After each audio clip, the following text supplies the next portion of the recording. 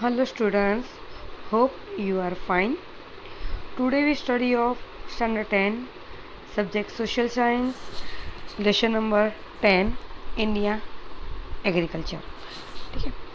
Since ancient times, agriculture has remained a prime economic activity of the most of the people in India.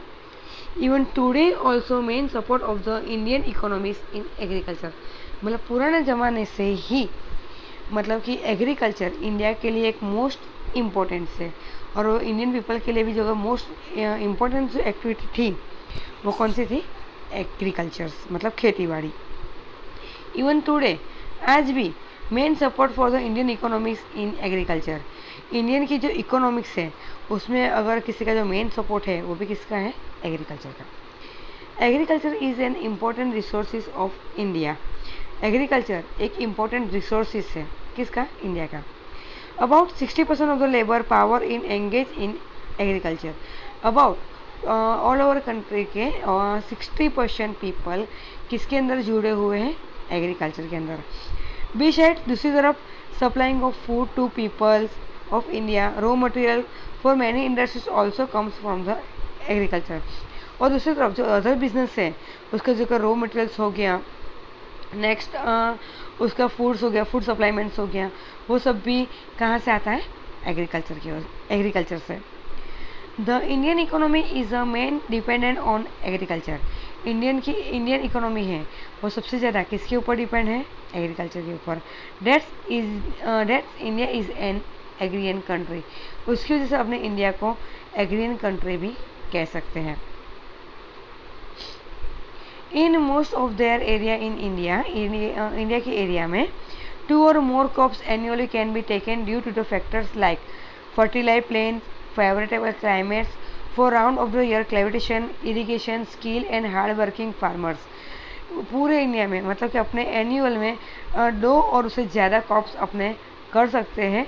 Fertiliser, plain, favourable climate, irrigation method, hard work farmer की वो सब की help की वजह से. Even then the progress of the field of agriculture is not sufficient. अभी भी जो एग्रीकल्चर का जो प्रोग्रेस हुआ है वो जितना होना चाहिए इतना नहीं है. The Indian farmers are generally poor and uneducated. सबसे मेन पॉइंट इंडियन के जो फार्मर्स हैं वो कैसे हैं? पुअर है, गरीब है और प्लस ऊपर से कैसे वो लोग अनएजुकेटेड है. Agriculture production in India is a most less compare to the world due to the reasons like inadequate fertilizers of irrigation, irregular uncertainty of rain, more population, large families, smaller farms, no interest of the explorations, less uses of the chemical fertilizers, modern machinery and the scientific approach for the cultivations, against the many opening away from the agriculture. मतलब कि India जो agriculture है वो काफ़ी reason की वजह से मतलब क्या है, जितना होना चाहिए प्रोडक्शन उतना होता नहीं है, जितना डेवलपमेंट होना चाहिए उतना होता नहीं है. उसकी काफ़ी वजह क्या है कि प्रॉपरली जो इरिगेशन की फैसिलिटी है वो प्रॉपरली नहीं है, या बारिश इनरेगुलर है, ज़्यादा पॉपुलेशन है, बड़ी बड़ी फैमिली है, फार्मर की छोटी फैमिली है, फिर प्लस फर्टिलाइज़र के जो केमिकल मेथड है वो सब अपने को प्रॉपरली मालूम नहीं है फार्मर्स को. साइंटिफिकेशन मतलब वो जो पहुंच जाना चाहिए वो सब उनको प्रॉपरली प्रोवाइड नहीं होने की वजह से अपना इंडिया एग्रीकल्चर है वो बहुत मतलब क्या है, कम है अदर वर्ल्ड कंट्री के कंपेयर में. अब टाइप्स ऑफ फार्मिंग्स. ठीक है, farmings the socio economics condition of the people of India, administrative policy of the certain Indian economy are associated with the agriculture. Farming types are classified according to irrigation methods. Farming occupies economics returns. First हो गया subsistence farming. After the independence, many agriculture develop projects and the implements. मतलब subsistence farming में independence के बाद agriculture के लिए बहुत से प्रोजेक्ट्स क्या हुए थे, इम्प्लीमेंट हुए थे. Yet the economic condition of the Indian farmer is a very weak even today. अभी तक फार्मर की जो कंडीशन है वो कैसी है, बहुत ख़राब है. पुअर होने की वजह से वो कॉस्टली सीड परचेस नहीं कर पाते हैं, फर्टिलाइज़र का प्रॉपरली यूज़ नहीं कर सकते हैं, इंसेक्टिसाइड का यूज़ प्रॉपरली नहीं कर सकते हैं, और वो सब उनके लिए क्या है, अफोर्डेबल नहीं है।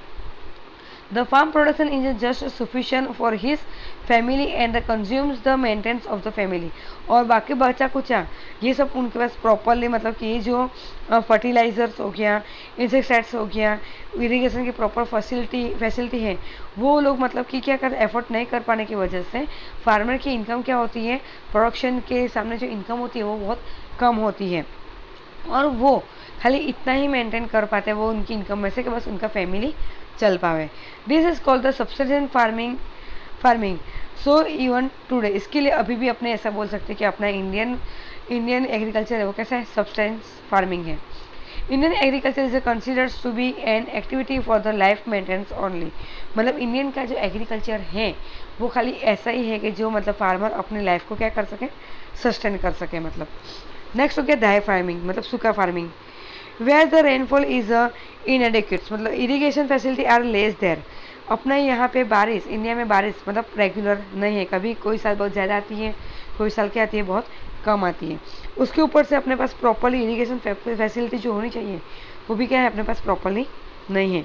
Farming is the depend only on the rain, और इरिगेशन फैसिलिटी प्रॉपरली नहीं होने की वजह से अपना जो फार्मिंग है वो टोटली किसके ऊपर डिपेंड है, रेन के ऊपर। Only one crops take through the humidity accumulate with the land, और कभी कभी क्या होता है साल भर में खाली कोई भी एक ही क्रॉप्स अपने क्या कर सकते हैं, ग्रो कर सकते हैं। This is no as a dry farming, उसको क्या बोलेंगे, dry farming. Irrigation facility properly ना होने की वजह से एग्रीकल्चर को रेन के ऊपर डिपेंड रहना पड़ता है, और पूरे साल में, और रेन तो कितना टाइम आता है, ओनली 4 मंथ्स। तो 4 मंथ्स में रेनी सीजन में ही क्रॉप ग्रो होता है, ठीक है, तो उसको बोलेंगे dry farmings. Crops like jowar, mills and pulses which require less water and grow here। ये जो ऐसे क्रॉप्स है जैसे कि जुआर हो गया, मिलेट्स हो गया, पल्सेस हो गया, वो सबको पानी कैसे चाहिए, कम चाहिए, तो वो क्या है, इजीली ग्रो हो सकता है। इन Gujarat wheat and gram are grow in the humid soils after the monsoon in over। Next हो गया wet farming. Wet farming is a carry out the reason the heavy rain and occupate the facility for the irrigation। Wet farming वहाँ पे ही possible है जहाँ पे बारिश कैसी हो, ज़्यादा हो, और इरिगेशन फैसिलिटी कैसी हो, मोस्टली अवेलेबल हो। If there is no rainfall और it is insufficient more than one crop is taken with the help of the irrigation. अगर कोई सा टाइम ऐसा आ गया कि जैसे बारिश नहीं हुई हो और वहाँ पे इरिगेशन फैसिलिटी अवेलेबल है, तो मुश्किल से अपने साल में खाली एक ही क्रॉप इधर क्या कर सकते हैं, ग्रो कर सकते हैं। Where in the paddy, sugar cane, cotton, wheat and vegetable are grown. Next हो गया शिफ्टिंग एग्रीकल्चर, मतलब jhum agriculture. Here forest are the burn and the clear and the farming is a carry out there. The farming takes place for the 2 or 3 years। इधर forest का कभी कभी जल जाता है, या वो फॉरेस्ट का जो मतलब कि लैंड का जो क्वालिटी है वो डाउन हो जाने की वजह से 2-3 साल में एक बार वो ज़मीन को क्या करने पड़े, एक जगह से दूसरी जगह पे क्या करना है, शिफ्टिंग करना पड़ता है। When soil fertility is reduce, मतलब सॉइल की वो क्यों करना पड़ता है कि मिट्टी की जो फर्टिलिटी है वो क्या हो जाती है, कम हो जाती है। That area is abundance and the some method of the applied the start farming of the other place. और दूसरी जगह पे अगर कोई नई फैसिलिटी स्टार्ट करनी हो तो हमें दूसरी जगह पे फैसिलिटी स्टार्ट कर सकते हैं। फिफ्थ हो गया plantation agricultures. This is a special type of agriculture. ये जो है एक स्पेशल टाइप ऑफ एग्रीकल्चर है। Here rubber, tea, coffee, cocoa, coconut, apple, mango, orange, grapes, amla, lemon, kharek etcetera are the rears with the great care. अगर अपने उसको great मतलब बड़े अच्छे से केयर करेंगे तो ये जो मैंने जो नाम लिया है वो अपने इजीली क्या कर सकते हैं, उसको ग्रो कर सकते हैं। It is necessary that there should be more capital investment. लेकिन उसके अंदर सबसे ज़्यादा मेन इंपॉर्टेंस कैपिटल इन्वेस्टमेंट ज़्यादा चाहिए। Skill, technical knowledge, machinery, fertiliser, protection of all sides, मतलब वो सब मतलब फैसिलिटी प्रॉपरली प्रोवाइड होनी चाहिए। नेक्स्ट हो गया intensive farmings. Intensive farming is a mechanized way to farming through the utilizations of the increased irrigations। use of the chemical fertilizers, insecticides and the other mechanical occupants। Intensive farming में मतलब कि agriculture को एक new method से, मतलब new method उसके अंदर add करना होता है। उसके अंदर क्या होता है कि जैसे कि एग्रीकल्चर फैसिलिटी बढ़ानी चाहिए, जितना जो हो सके इतना केमिकल फर्टिलाइजर का यूज़ करना है, मैकेनिकल इक्विपमेंट इंसेक्टिसाइड्स का यूज़ करना है। इससे क्या होगा, जैसे cash crop grow more in the type of farming, जो कैश क्रॉप है जिससे इजीली पेमेंट अपने को मिल सकता है, वो ज़्यादातर क्या होगा, इधर ग्रो हो जाएगा। The per hectare production has increase very much here, मतलब पर हेक्टर इधर प्रोडक्शन क्या होता है, ज़्यादा बढ़ता जा रहा है। As more importance the given economy return in the type of the farming, it is known as the commercial farming। मतलब ये सब जो फार्मिंग है इसको क्या बोलेंगे, अपने कॉमर्शियल फार्मिंग भी बोल सकते हैं। नेक्स्ट हो गया फार्मिंग मेथड। अब फार्मिंग करने के अलग अलग मेथड कौन कौन सी है, तो उसमें फर्स्ट हो गया organic farming, sustainable farming, mix farming etcetera, some of the current method of the farming in India.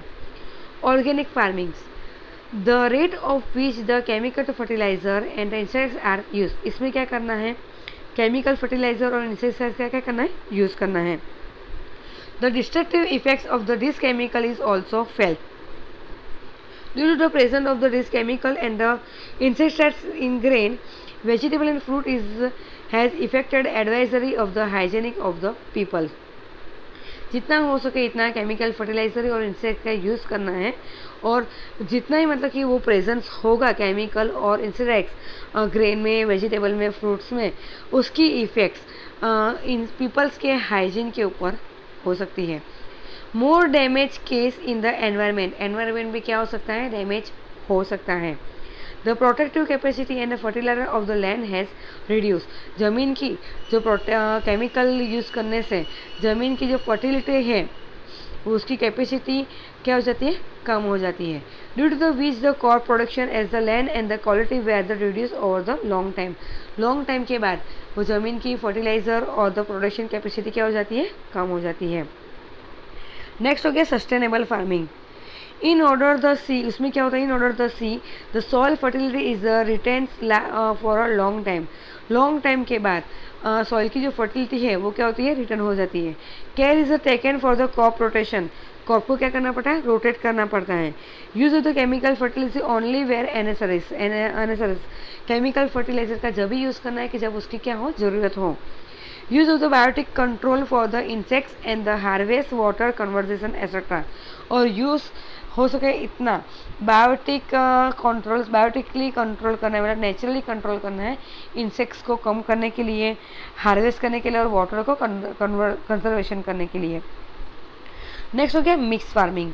Here are the cattle rearing, poultry, sericulture and the fishery etcetera are the also carry out the simulation along with the farming।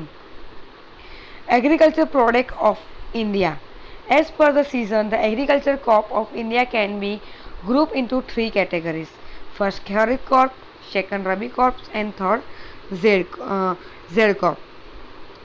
Students ये most important है, kharif crops मतलब कि monsoon crops. Crops which are taken during the rainy season are called the kharif crops, मतलब जो crops rainy season में grow होता है उसको बोलेंगे kharif crops. Time for the, मतलब इसका टाइम कौन सा है, जून जुलाई टू अक्टूबर से नवंबर। और कौन से क्रॉप होते हैं इसमें, paddy, maize, jowar, millet, cotton, til, groundnut, moong and मेट and kharif crops. Rabi crop मतलब स्टूडेंट्स जो क्रॉप्स विंटर में ग्रो होते हैं उसको बोलेंगे रबी क्रॉप्स। उसका टाइम पीरियड कौन सा है, अक्टूबर नवंबर से लेके मार्च एंड अप्रैल। और कौन कौन से क्रॉप्स इधर ग्रो होते हैं, wheat, gram, barley, mustard, linseed etcetera are the rabi crops. Next हो गया जेड क्रॉप्स। जेड मतलब कि समर क्रॉप्स, जो क्रॉप्स समर में ग्रो होते हैं उसको बोलेंगे जेड क्रॉप्स। उसका टाइम पीरियड कौन सा है, मार्च से लेके जून तक। और कौन से क्रॉप्स ग्रो होते हैं, paddy, maize, groundnut, til, millets, fruit like the watermelons, cucumber, musk, lemon etcetera are the zaid crops.